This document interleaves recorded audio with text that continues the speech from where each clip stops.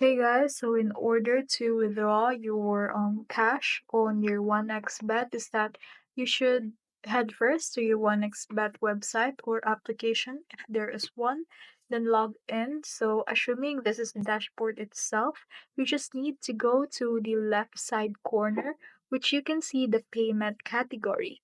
So after pressing that is that you can see it right here.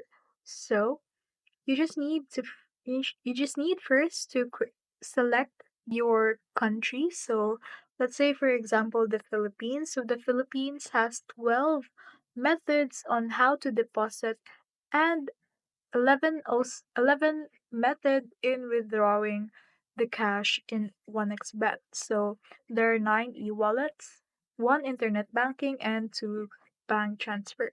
So for withdrawal, you just need to press the withdrawal side, which is beside the deposit area.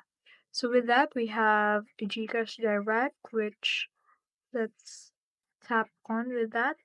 So if you tap it on, it will need you to fill up some details with your account and what you or how much will you withdraw with your account.